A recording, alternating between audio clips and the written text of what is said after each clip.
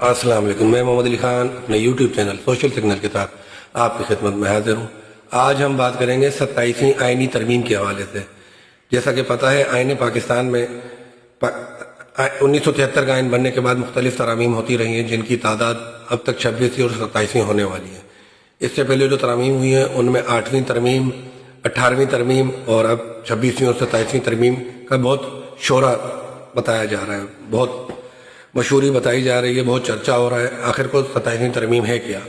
کہا جاتا ہے کہ NFC ایوارڈ میں جو صوبوں کا حصہ ہے اسے کم کیا جائے گا، صوبوں سے تعلیم اور صحت کی وزارت واپس لی جائے گی، اور 18ویں ترمیم میں جو صوبوں کو اختیارات دیے گئے ہیں وہ کم کیے جائیں گے۔ مگر سب سے اہم جو ہے، جو آرٹیکل 243 ہے، جس میں آرمی چیف کو ایک نیا عہدہ دیا جائے گا اور ان کو شاید تا حیات فیلڈ مارشل کی سہولیات دی جائیں گی، اس حوالے سے مختلف آرا گردش کر رہی ہیں۔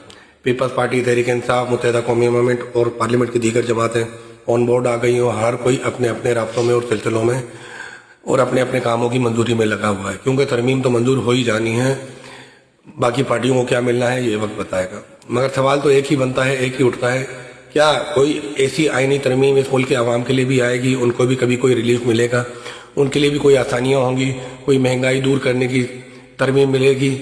کوئی اسٹریٹ کرائم ختم کرنے کی ترمیم ملے گی؟ کوئی ڈمپر مافیا، منشیات مافیا، ٹینکر مافیا سے نجات دلانے کی ترمیم ملے گی؟ نہیں، ایسا تو سوچنا بھی نہیں پڑے گا، کیونکہ یہ ملک ایک امتحان گاہ، ایک آزمائش گاہ ہے عوام کے لیے، اور خواص کے لیے، اسپیشل لوگوں کے لیے، مالکان کے لیے سہولت ہی سہولت ہے۔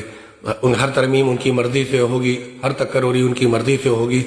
عوام کا کیا ہے؟ انہیں 5 سال کے بعد ایک ووٹ دینے کا حق ملتا ہے، تو جو کہیں بریانی کی پلیٹ پر بک جاتا ہے، تو کہیں قیمے کے نان پر، تو کہیں نالیوں پر، تو کہیں روڈ پر، تو کہیں پانی کے کنیکشن پر، اور یہ سلسلہ ازل سے جاری اور ابد تک جاری رہے گا، کیونکہ لوگوں کے اگر مسائل حل ہو گئے تو شاید وہ آئین کے تحت اپنے ملے ہوئے حقوق کی بات کرنے لگیں، آواز اٹھانے لگیں۔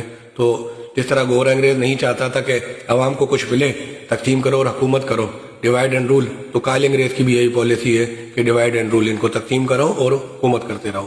گفتگو کا سلسلہ جاری رہے گا، آئینی ترمیم ہوتی رہیں گی، ملیں گے کسی نئی بات کے ساتھ، جب تک کے لیے دیجیے اجازت، اللہ حافظ۔